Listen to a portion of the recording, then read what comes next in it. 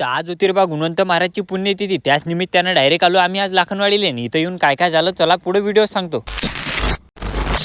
तर काय म्हणता बे बोट्टे होता, आज होती रे बा गुणवंत महाराजची पुण्यतिथी, त्याच निमित्तानं आपली BMW काढली आणि आम्ही निघालो डायरेक्ट लाखनवाडीला जायसाठी. आता तुम्ही म्हणसाल का पुण्यतिथी तर बा 2 ऑक्टोबरचीच होऊन गेली, व्हिडिओ तू आता टाकू राहिला. भावांनो त्याच्या मागचं कारण असं का आपल्याला एडिट करायला एवढा टाइमच नाही भेटला, म्हणून तो व्हिडिओ थोडासा लेट आला. जायच्या अगोदर म्हटलं पहिले आपल्या गाडीत पेट्रोल टाकून घ्या. पेट्रोल टाकलं, नॉनस्टॉप निघालतो आम्ही डायरेक्ट लाखनवाडीसाठी. जातानाच आम्हाला मंदात लागलं रे बा चांदूर बाजार. चांदूर बाजारून जर कोणी आपला ब्लॉग पाहत असेल तर पटकन मला कमेंट करून सांगा. पण मागच्या ब्लॉग मध्ये तुम्हाला मी ह्या नदीचं नाव विचारलं होतं, भरपूर लोकांनी आपल्याला कमेंट करून सांगितलं का ह्या नदीचं नाव पूर्ण आहे म्हणून. थोडंसं समोर आता आम्हाला मंदात लागलं रे बा तळेगाव. तळेगावच्या थोडंसं समोर आलो लाखनवाडी फाटा लागला. त्याच फाट्यानं आम्ही गाडी टाकली डायरेक्ट येऊन पोहोचलो रे बा आम्ही लाखनवाडी. इथं आल्याबरोबर आपली गाडी दिली मस्त पार्किंगला लावून आम्ही निघालो रे बा मंदिराच्या इकडे. इकडे थोडंसं समोरनी आता काळ्या पांढऱ्या कलरचे घोडे मस्त सजून चालले होते. मी म्हटलं आपण या शो मिस केला वाटते. नाही रे बा त्यानं त्याची आपल्याला थोडीशी झलक दाखवून दिली रे बा आम्ही मंदिराच्या इकडे. मंदिरात आल्याबरोबर मस्त हातपाय घेतले धुवून आणि डायरेक्ट लागलो मग लाईन म्हटलं म्हणजे थोडीशी नसते रे बा, कमीत कमी 1-1.5 तास फक्त उभंच राहण्यात जाते, कारण का आजच्या दिवशी गर्दी म्हटलं म्हणजे खतरनाक काम आहे. तुम्ही आज पाहू शकता का आज मंदिरात गर्दी किती आहे. तर मस्त दर्शन केले बाहेर आलो होतो. तो काय गुणवंत महाराजची पालखी आपल्याच इकडे येऊ राहिली. मस्त दर्शन केले तिथून आलतो आम्ही महाप्रसादाच्या इकडे. पण इथं गर्दी जास्त असल्याच्यानं टाइम जास्त लागत होता, म्हणून म्हटलं आता आपल्याला की थांबायला नाही परवडत, आता आपल्याला घरी जायचं. तुम्ही कुठं नका जाऊ रे बा. ब्लॉग जर आवडला असेल तर मला कमेंट करून सांगा. भेटू आता आपण पुढच्या ब्लॉग मध्ये, तिथपर्यंत मला फॉलो करून घ्या.